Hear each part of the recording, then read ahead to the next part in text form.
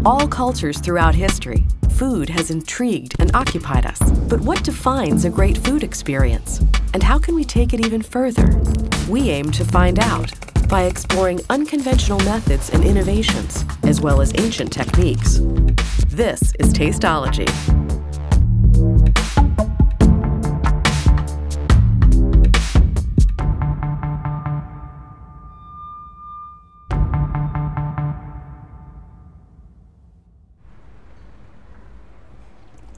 We all have this tendency to sort of think we can tell just what the food tastes like. I can ignore the weight of the cutlery in my hand. I can ignore the colour of the plate. We'll put some different music on, but it's not affecting my taste perception. We all think we can do that. A restaurant critic, chef, psychologist, or regular diner alike. And yet the result after result after result says, no, these things do matter. They do influence our experience. You cannot ignore them.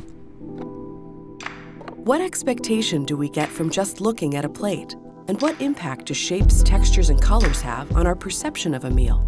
Our other four senses play a much larger role in how we experience taste than most of us think. Chef Jacques Lamerde has had an anonymous Instagram account with over 100,000 followers. Every week, Jacques posts pictures showing plate creations that look like they came straight out of a tasting menu. But in reality, all the ingredients came from the nearest gas station. Speculations about Jacques' real identity have been raging among food critics, chefs, and followers, but not a single one of them has gotten it right.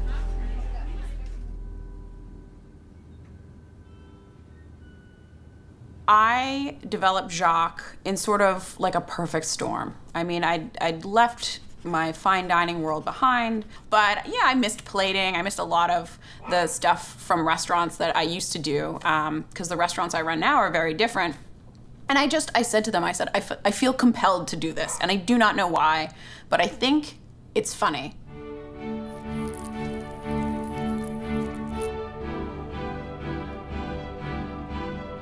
Generic banana gas station muffin concasse, Smucker's chocolate toppin', butterscotch snack pack crema, honey Teddy Grahams earth, and yellow Fruit Loops garnish. Hand-torn Wonder Bread, yellow mustard caviar, pickled baby onions, Hunt's ketchup coulis, Miracle Whip expressions, tiny pickle cross sections, Doritos Dynamite Nacho Picoso, Cheese Whiz Rimmer. For me, I've always taken a great amount of joy in making fun of myself. So I really am making fun of chef culture. I'm making fun of the idea that, you know, the techniques are driving the food instead of the food driving the techniques. And there's a lot of things that you can kind of think about if you get a layer down in my plates and the captions. You know what? Doritos are actually, I find them to be very versatile. They're very like rich in umami. Like if I was doing something more Tex-Mex inspired, I might go for a guacamole Dorito. Cool Ranch would have to be with something that was like a little bit lighter, you know? Because their flavor it's so soigné and yet so subtle. Soigné is the thing you hear over and over again in culinary school, and this idea of like, make it nice, make it soigné, and it really did sort of epitomize the account, the idea of, again, taking these foods like gas station burritos and elevating them to a soigné plane was very, you know, very much like at the heart of what I wanted to do. For sure, I think things will taste better if they're plated beautifully. And if you're going to Noma, I think a huge component of it is how things are plated. Because there's not a lot of food there. Am I right? Jacques Lamerde's creations epitomize the saying trash to treasure. But what if you were served one of Jacques' plates? Would you experience single-packaged cheese and gas station burrito? Or would your brain be tricked by this stunning presentation? Chef Joseph Youssef and Professor Charles Spence are a duo working on understanding and innovating the full taste experience. Their project, Kitchen Theory, explores how our other four senses affect our taste perception and overall eating experiences. Well, I met Professor Spence about 5 years ago at a talk he was doing, and he touched upon color-taste associations and aromas and sounds and textures, and it fascinated me to a point that I knew this was someone I had to work with.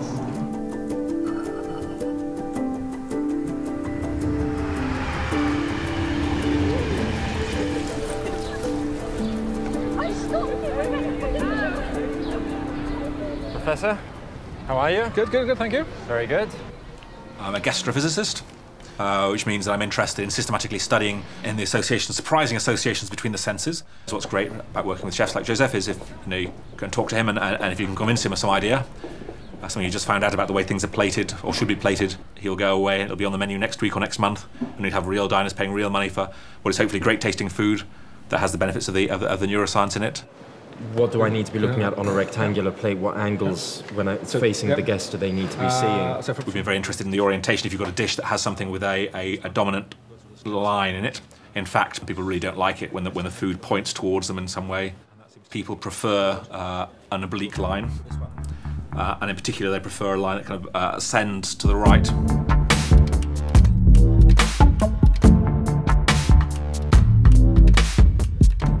Our eyes give us all the information we need about a food, and we kind of reach back into our memory bank of all the foods we've ever eaten and kind of think, right, what's that red thing on the plate? Well, it could be, potentially strawberry because it's red, it looks like a mousse, it looks like it should be sweet, and everything I've eaten that's red and that's a mousse and that's in that shape has always been sweet, so that's probably going to be a strawberry mousse or a berry mousse.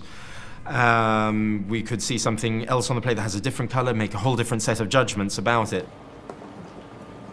Josh, did you grill the nopal?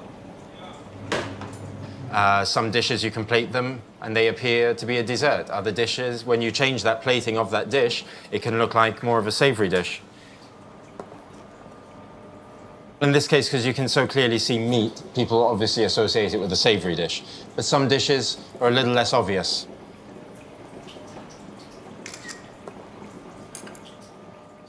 People associate colours with tastes.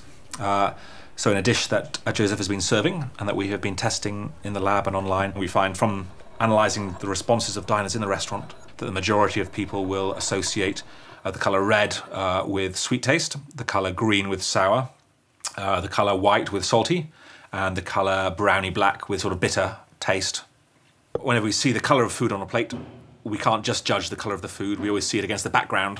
So we find generally that if we serve exactly the same food from a round white plate versus a black plate, people will say that the food tastes much sweeter from the round and white plate than the black one. In our hands, we get sort of 10% change in sweetness perception, simply as a result of the shape and colour of the plate. Others find 30 or 40% really dramatic differences. When the colour does not predict the taste, that's normally a bad thing. It's like, my brain's not doing its job. I should be able to predict what the world is like. It's not. I got a surprising taste. If it's in my mouth and surprising, that could be poisonous.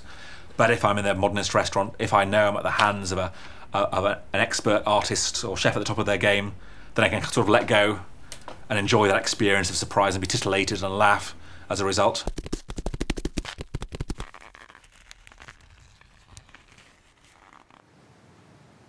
So this is some ham.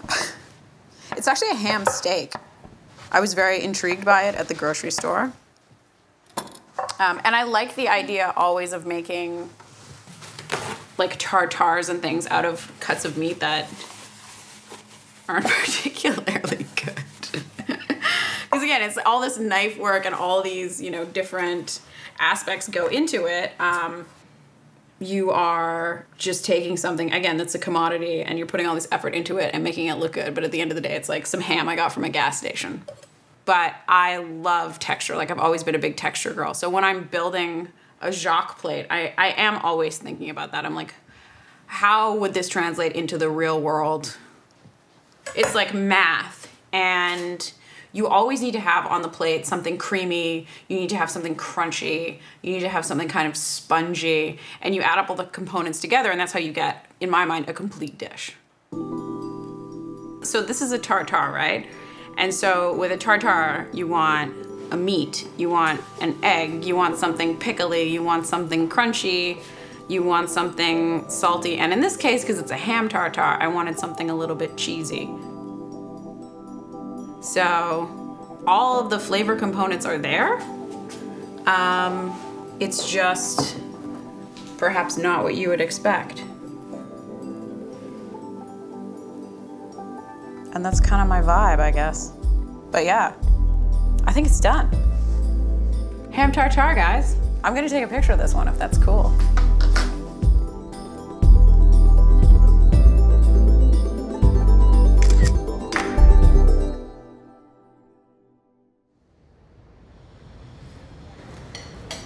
First, you have the music that plays when they're walking in. Okay, so I finish those things, and then you start to serve the food. I go back, called the... Offering to the gods. Right, okay. Anything else? Questions? Answers? Once we've gone beyond that idea of understanding that the visual aspect of food is important, I think we all understand that. I think what's a little harder to grasp is when you start to talk to people about things like perceiving sound and its relationship to food. Professor Spence has coined this as sonic seasoning. If I tell you, maybe there's do you get the vanilla, do you get the asparagus in the wine? Suddenly I'm drawing your attention to something in the wine and it becomes more salient to you. Kind of sort of, oh yeah, there it is. And you can do the same thing more subtly with music, I think. That if I play, say, tinkling, high-pitched piano, that will sort of draw your mind towards the sweeter notes. If I play a very low-pitched kind of grating sound instead, that will draw your attention to the bitterness you're experiencing. One of the other projects we're working on is thinking about this idea that most of what we think of as taste really comes from our nose. So it's the smell of food. If you believe the numbers that 95% of what we think we taste, we actually smell, that would lead to a radical change in the way you deliver food to people. Dry ice is a great way of carrying aromas. We don't just use dry ice, we scent the dry ice, so that the dry ice plays a role. Other than the visual aspect, it plays a role in the aesthetics and the sensory elements and heightening your perception of aroma. Well, it's because it's not just about a sum of parts with flavor, it's also about how those flavors interact and the textures and the mouthfeel and the way in which we interact with them and the way in which we consume them, and that's what brings us that satiety and that enjoyment in eating. And it's not just about flavor. Color and plating, aroma and sounds, all play a significant role in our tasting experience. But there seems to be another component that counts for more than all the senses, something that can make even the most humble of meals stay in our memories forever. I think when I look back at my best food memories, I think that what's striking about them is, you know, how personal they were. And it's just when you go out to eat, or when you go over to someone else's house to eat, or even if you're just like having kind of a humble dinner at home, like the food that you're eating and who you're with and where you are, it all is part of a much bigger thing.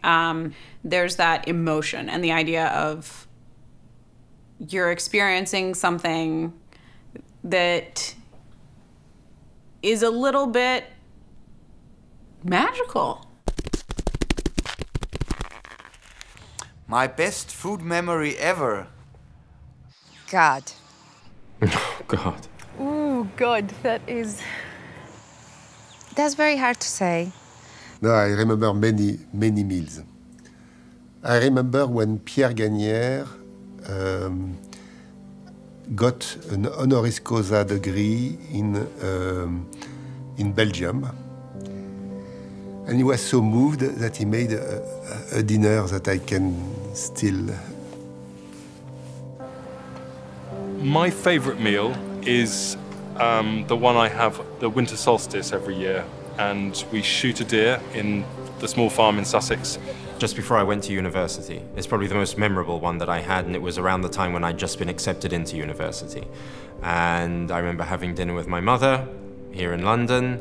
I think I had a steak, and I know I had red wine. My family has a cottage on a lake north of the city, and we have a smoker, and we smoked those ribs, kind of a very simple recipe, not so many heavy spicings, and we had those ribs, and we made some French fries, and my father made some pickles. He makes his own pickles, and we had that meal this summer, and there was just something about it. It doesn't sound all that special, ribs, pickles, and French fries, and I think we had a salad, but oh my God, was that a good meal.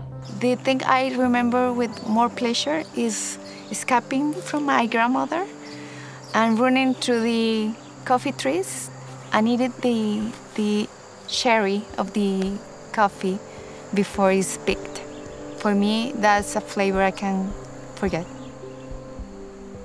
Cooking is first love. Imagine that I make a dish for you. Technically, it's a success. From the art point of view, it's all right. So everything's fine. And I throw it to your face and eat. This dish will not be good. Now if I say, please, have a seat, oh, very comfortable one. Please sit down, be quiet, I will take care of you. Now you know this food product, I did it for you because I know your taste. And here it is. What does it mean? It means I love you. And when you say to someone, I love you, it is always better. So this is why my main idea for cooking, even if I'm a physical chemist, I'm studying the technique, the main idea is cooking is first love, then art, and then technique.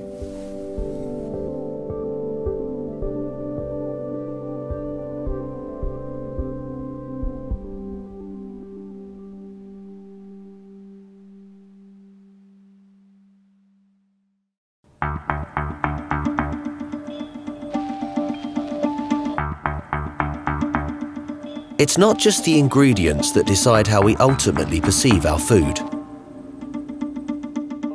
Texture and colour are also critical components, with the visual aspect of eating making up as much as 28% of our combined taste experience. By cooking with steam, ingredients retain more of their natural colour and texture. For vegetables, they keep more of their chlorophyll, making them naturally green and crisp. For meats, you get a tender, smooth texture, and since steam prevents water loss, a juicier result. However, it's not all about perception. Steamed meat or vegetables actually retain vitamins, nutrients, and flavours far better than food that's boiled or fried.